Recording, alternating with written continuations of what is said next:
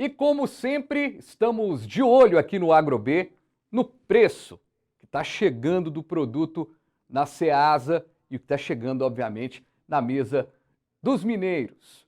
O AgroB, de tempos em tempos, traz uma análise aqui do Ceasa, análise do mercado da Ceasa, para saber o que está acontecendo. Qual que é a fruta que está despencando no preço, aquela que disparou. Já tem um spoiler.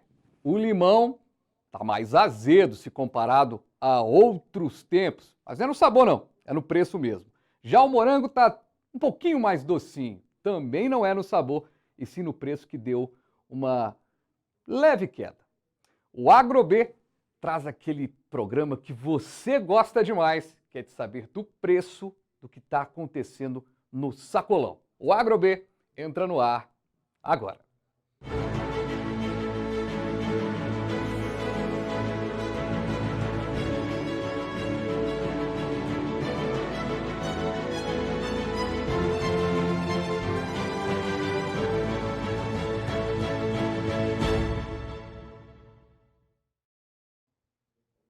Que bom, mas que bom que você está aqui comigo no canal Viver Brasil. Estamos chegando no 527 Claro HD, 9 Claro Analógico, no youtube.com/canal Viver Brasil. Estamos chegando com o nosso jeito diferente de falar sobre agronegócio e eu tenho a honra de receber aqui nos estúdios Ricardo Fernandes, chefe da seção de informações do mercado da Ceasa Minas. Ricardo, sempre uma satisfação receber o senhor aqui para a gente trazer aquele panorama dos preços dos sacolões, do que está chegando da Ceasa, que é o nosso termômetro. Obrigado, viu? Bom, de nada, boa tarde. A gente vai tentar explicar, levar até o consumidor um pouquinho de informações para no momento de compra ele conseguir driblar um pouco essas altas e sair com a sacola cheia. Uma coisa que a gente conversava logo que a gente chegou aqui, a gente estava batendo aquele papo antes, né? Podia ser gravado, hein, gente? Começar a gravar esse papo antes aqui, que tem muita coisa que a gente já vai conversando aqui que fica muito legal. Tá mais fácil um pouquinho, cadiquinho de nada, mas tá mais fácil fazer sacolão do que no último trimestre que a gente fez aquele balanço, hein? Tá mais verdade, tá bem mais fácil. O momento agora é de preços das hortaliças em queda, preço das frutas em ligeira alta. O que ocorre é o seguinte, as hortaliças, como a produção está muito concentrada em municípios mineiros e que foram muito afetados no início de ano, já estão em plena recuperação. Então, o preço vem caindo assim mês a mês. Os últimos 3 meses estão apontando quedas que foram de 8%, depois caiu para 4,5%, e nesse último mês, em relação ao anterior, apontou uma queda de 2,6%. Então a gente está falando aí de uma queda que ainda difícil de sentir assim poderosamente no bolso, né? Olha, em termos de grupo, sim. Mas eu vou citar alguns exemplos de produtos que tiveram reduções assim, bem grandes. Tomate. O preço dele maior no ano foi no mês de março, onde ele custava, no atacado, em média, R$ 5,12. Nesse último mês, o preço médio dele foi de R$ 1,62. Ou seja, uma redução de 68,5% em relação àquele período mais alto.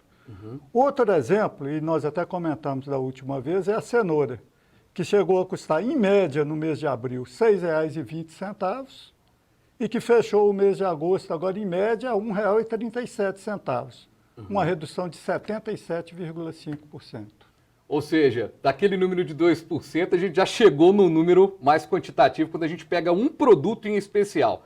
Mas eu quero chegar, daqui a pouquinho a gente vai chegar naquele momento que você, principalmente você que é o dono de casa, a dona de casa, que é a pessoa que faz o sacolão, mudou muito isso, né, também, né? Antigamente era a dona de casa, que hoje você vê o público diverso. Às vezes o jovem da casa que vai lá comprar, né, fazer a compra, está acostumado, vai com a listinha e tudo mais. Qual que é o tá salgando no bolso, que tá azedando no bolso aí do brasileiro, do mineiro, né? Na hora de comprar lá na ponta, o os produtos que estão mais complicados em termos de subir aí o preço? Pois é, você já citou o exemplo do limão e ele foi a alta mais expressiva nesse último mês. Aham.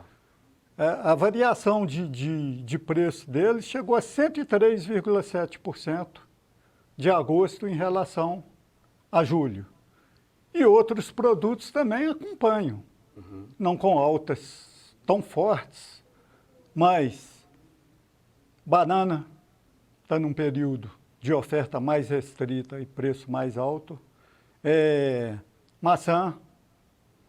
São produtos que não é só pela alta no último mês, é porque eles já vinham em patamares mais elevados. E isso acaba pesando muito, porque são altas assim consecutivas.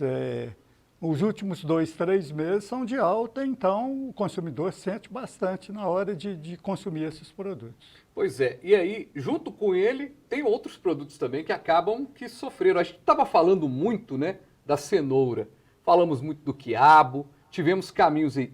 Deu uma melhorada no preço desses. Não, demais. Além da cenoura e do tomate, que tiveram essas reduções muito grandes no preço, vários outros produtos, abobrinha com preço mais baixo, berinjela, beterraba. Então é uma série. Hoje o consumidor ele já consegue entrar no estabelecimento para fazer suas compras e falar, olha, eu gastava R$70, R$80 em média só para comprar as hortaliças, hoje eu estou gastando 30, 40. Então a coisa caiu bastante. E quando a gente chama atenção, principalmente para o tomate e para a cenoura, porque são produtos muito consumidos, né? Quando eu vou às compras, eu compro quiabo num dia, no outro dia eu compro um jiló, um pepino, mas uma batata, um tomate, uma cenoura, estão presentes em todas as compras e o que facilita bastante a aquisição. E vai, de certa forma, tendo uma demanda maior e acaba que o preço é mais fácil de chegar no ponto que você está dizendo. Ou seja, você tem uma demanda grande, muitas pessoas comprando, acaba tendo uma hora de controle, como está acontecendo com a verdura? Na verdade é o seguinte, a coisa toda começa pela oferta, né? Oferta mais reduzida no início do ano por causa das dificuldades de produção. E a partir de maio, normalmente, essa oferta começa a melhorar e a gente começa a sentir uma presença maior desses produtos nos estabelecimentos. A gente percebe que a qualidade é melhor e é até estranho a gente falar, né? A qualidade melhora e o preço cai, quando deveria ser o contrário, né? O produto tem pouca qualidade, ele deveria ter um preço mais baixo. É exatamente o contrário. Quando o produto é em plena safra, normalmente a qualidade é bem melhor e normalmente o preço verificado é mais baixo. E a gente está chegando naquele momento que a gente esperou muito, né, para chegar no final do ano, que é para ter aí a possibilidade de fazer um panorama do ano. A gente está chegando já no finalmente do ano, né? Já estamos em setembro, então é quando entra no Brodes que o ano vai desembestando e daqui a pouco é dezembro, é Natal, né? E a gente já vai começar a ter, a gente começa a ter um panorama do que foi o ano, porque a gente deu muita notícia ruim, a gente começou a dar notícias positivas, e a gente pode entender que, de repente, podemos fechar um ano, um saldo até positivo, pelo cenário que a gente tem de setembro, voltando até janeiro? Bom, em junho, a gente tinha o seguinte cenário. O preço do hortigranjeiro custava 57,2% em relação a 12 meses atrás. Em agosto, ainda existe uma diferença grande, mas ela caiu para 25%. Se a gente continuar nessa sequência, até quando a gente compara produto a produto, a gente vê que vários itens hoje já custam menos do que custavam um ano atrás. Então, se a gente continuar sem algum problema climático maior, alguma coisa assim mais complicada, nós devemos chegar em novembro com um preço muito próximo do que era praticado em novembro do ano passado. Ou seja, saldo positivo. Muito positivo. Apesar de novembro ainda ser pandemia, ainda ser aquela coisa toda, mas ainda é um prognóstico melhor do que a gente viveu aí. Principalmente maio, junho e julho foram meses complexos, né? Bastante. E o outro fator é o seguinte, a gente não está muito acostumado nessa economia toda maluca que a gente vive, de falar, olha, esse produto, ele teve um reajuste muito pequeno em relação a 12 meses atrás. É muito difícil a gente ver. E no hortigranjeiro, a coisa acontece com muita frequência, muito mais do que a gente percebe. A gente costuma observar alguma coisa e falar, olha, deixa eu ver como que está o comportamento da batata, da cebola. E quando a gente recua num período maior, 12 meses, a gente vê que muitas vezes situação de preços menores em relação a um ano atrás. Pois é, e tem um detalhe nessa questão do sacolão, que eu posso estar enganado, e o Ricardo pode me corrigir, como sempre me corrige aqui quando eu falo uma bobagem. Mas o dono de um estabelecimento, o dono de um sacolão, ele tem menos dificuldade de segurar, tem muito mais dificuldade, melhor dizendo, de segurar preço do que outro varejo. Por exemplo, o supermercado consegue segurar um pouquinho mais. No sacolão, a regra é muito afinada. Não dá muito para você não repassar o preço, senão você acaba tomando prejuízo, né? É verdade. O grande problema desses estabelecimentos que trabalham com hortigranjeiros é porque o comércio tem que ser feito de uma maneira muito rápida. Se você tem um comércio que exige que você compre